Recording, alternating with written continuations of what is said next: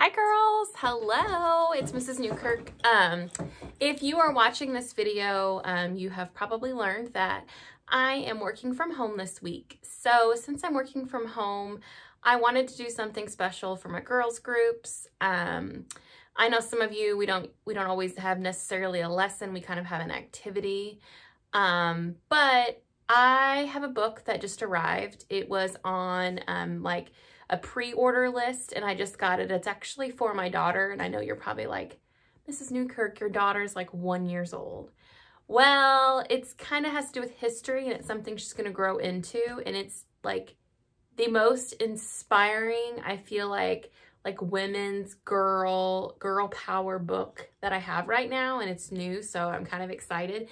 And it has to do a little bit with history. If you're watching the news or talking about it in your classroom, you've probably heard the name Ruth Bader Ginsburg. And I think it's important to understand her history and her position that she held in the Supreme Court, and kind of the path that she has paved for women from here on out. So I'm going to just read this book to you. I know in most of my girls groups, we do not usually read a book, but I hope that Ruth Bader Ginsburg is a beautiful exception, and you guys enjoy this book just as much as I do, okay? And I do plan on asking you next time I see you, so please listen carefully. Ruth Bader Ginsburg was a Supreme Court justice and a hero in the fight for women's rights. Ruth Bader was born in Brooklyn, New York in 1933. Her neighborhood was filled with people of many different backgrounds: Irish and Italian, Polish and Russian, Catholic and Jewish, just like Ruth. Born in New York. Ruth roller skated and rode bikes and jumped rope. She went to school and she took piano lessons and went to summer camp. She loved the opera and she loved to read. Ruth's mother took her to the library every Friday. Ruth liked to read about women and girls who had adventures and did things. Ruth wanted to do things too. She said, "Reading shaped my dreams, and more reading helped my dreams come true."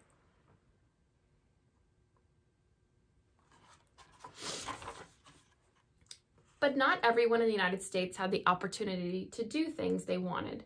People were often treated differently because of the color of their skin or their religion. Boys and girls were also treated differently. Families sometimes sent their sons to college, but not their daughters. In Ruth's school, girls had to learn to cook and sew, while boys were taught things: how to build. Ruth wished she could learn what the boys learned. When she grew up, Ruth would work to make things more equal for boys and girls.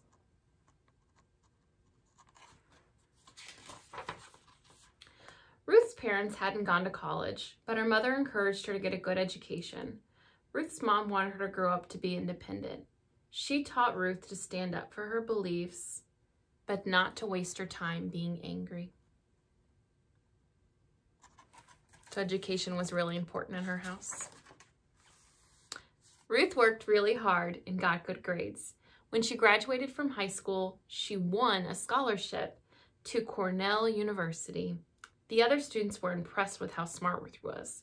One of the students was a young man named Marty Ginsburg. Marty and Ruth fell in love. After they graduated, they got married and had a baby girl. Her name was Jane.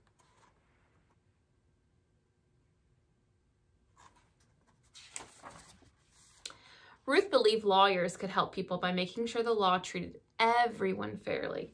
So she decided to go to law school.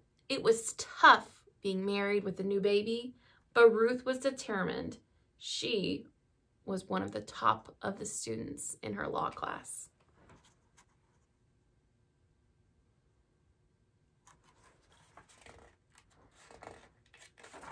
With a baby. That's pretty impressive. Even so, no one would hire her. Some law firms didn't want to hire Jewish people. Others didn't want to hire women. Ruth never forgot this. She spent her entire career fighting to make discriminations of all kinds illegal.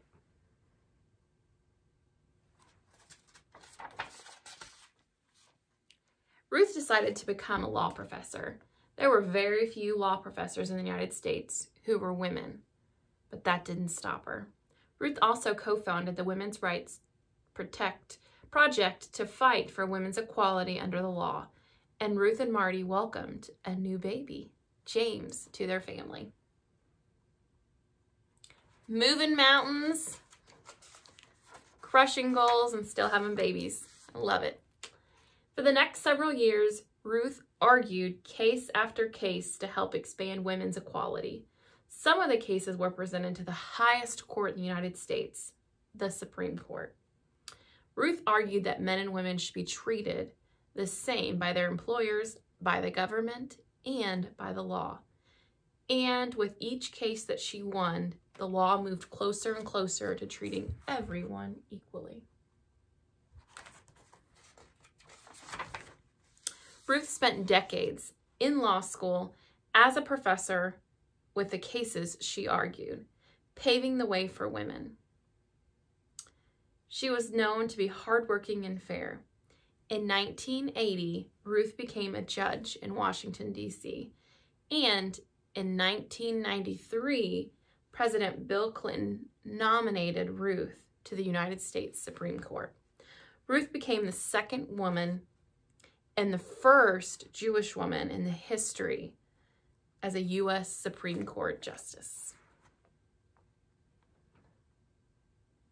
The second woman ever. There were 9 justices on the Supreme Court. After lawyers present their arguments in a case, the justices take a vote. Sometimes they didn't agree with her, and the Supreme Court ruled in a way that she thought was wrong. When that happened, Ruth remembered her mother's lesson. Instead of getting angry, she stood up for her beliefs and wrote a disagreement. Dissents don't usually change a ruling, but they help show people why it might have been wrong. Lawmakers might read it to create new laws, and future judges might learn from it one day and rule a case differently. Instead of getting angry, she just spoke her mind. Ruth Bader Ginsburg is a hero in the fight for equality. She spent her life making the United States more equal for everyone. She paved the way, and now we can all help take the next steps. We can stand up for what we believe in and fight to make the United States fairer for all, just like Ruth. So, I hope you enjoyed learning a little bit about Ruth Bader Ginsburg. She did recently pass, and since her passing, this book was created,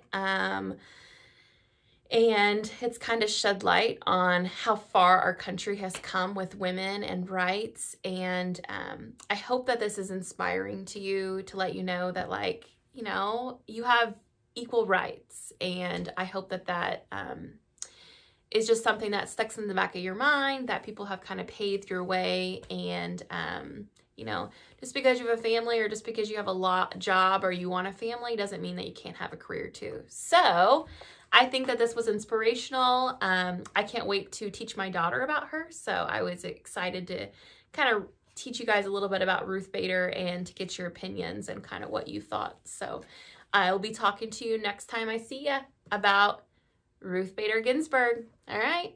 Bye, guys. Have a great week. And sorry I can't see you in person. I plan to get back to normal and be in person the following week. So take care. Bye, girls.